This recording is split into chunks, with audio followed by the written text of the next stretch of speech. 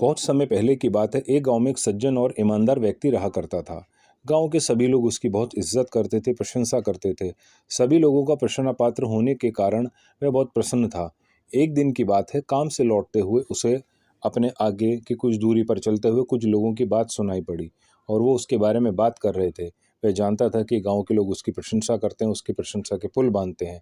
वह अपनी प्रशंसा सुनने के उत्साह को रोक नहीं सका और दबे पांव उनके पीछे चलते हुए अपनी बात सुनने लगा। लेकिन जब उसने उनकी बातें सुनी तो उसका मन उदास हो गया, क्योंकि वे सभी लोग उसकी बुराई कर रहे थे। कोई उसको घमंडी बता रहा था तो कोई उसको दगाबाज बता रहा था। उन बातों से उसका मन झकझोर दिया। उसे महसूस होने लगा कि अब वो भुलावे में था। सभी लोग उसकी प्रशंसा करते हैं, जबकि वास्तविक उससे उल्टा है। उस दिन के बाद उसके बारे में कभी भी कोई बात होती थी, वो अवश्य यही समझता था कि उसकी बुराई ही कर रहे हैं। प्रशंसा करने पर वह उसका मजाक ही लगता था। इस सोच के दिमाग में उसकी बात घर कर गई और उदास रहने लगा। उसकी पत्नी भी उससे कुछ दिन से व्यवहार में बदलाव आई पूछने लगी। उस व्यक्ति ने पूरी बात नहीं बताई और उसकी पत्नी को समझा भी नहीं पाया।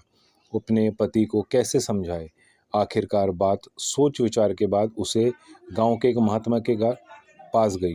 पूरी घटना उसको विवरण करके बताया। गुरुदेव, लोगों की बुरी बातों से मैं आहत हूँ। हर कोई मेरी बुराई करता रहता है। मैं चाहता हूँ कि सब कुछ लोग पहले जैसा हो जाए, मेरी प्रशंसा करें। व्यक्ति की बात ध्यान से सुनने के बाद महात्मा ने कहा, बेटा, तुम अपनी पत्नी को घर छोड़कर आओ। आज रात तुम्हें मेरे पास आश्रम में ही रहना होगा। पत्नी को घर छोड़ने के बाद वह व्यक्ति आश्रम में वापस गया।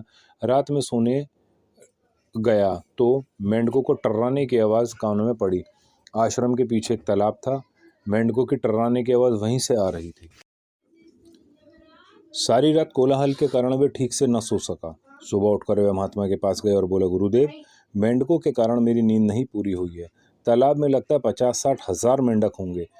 उनको भी उनसे परेशानी होती होगी। मैं ऐसा करता हूँ, कुछ मजदूर को बुला कर लाता हूँ और उनको निकालकर किसी नदी में दूर डाल देता हूँ। महात्मा से आज्ञा लेकर वह व्यक्ति तालाब पर मेंढक निकालने गया। जब तालाब में जाल फेंका गया तो मुट्ठी भर मेंढक निकले। यह व्यक्ति देखकर हैरान हो गया।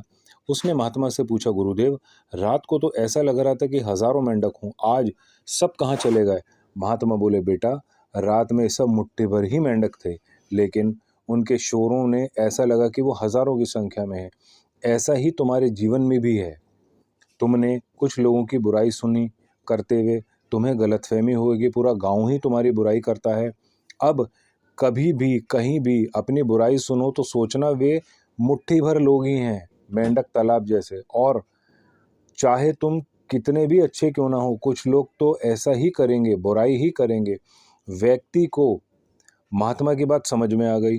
वह घोर निराशा से बाहर निकला। इससे हमने क्या सीख ली? हमें कुछ लोगों के व्यवहार को सबका व्यवहार नहीं समझ लेना चाहिए। परिस्थिति चाहे कैसी भी हो, उसमें लोगों का व्यवहार चाहे कैसा भी हो, हमें सदा सकारात्मक सोच ही रखनी चाहिए। सकारात्मक सोच से हर प्रकार की समस्या का हल निकलता है।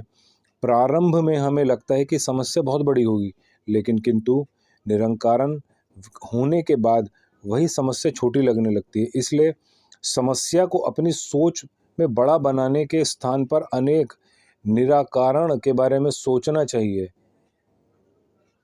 इसलिए हमारी समस्या का हल भी निकलेगा। आपको मेरी स्टोरी अच्छी लगी हो तो प्लीज़ मेरे चैनल को लाइक, सब्सक्राइब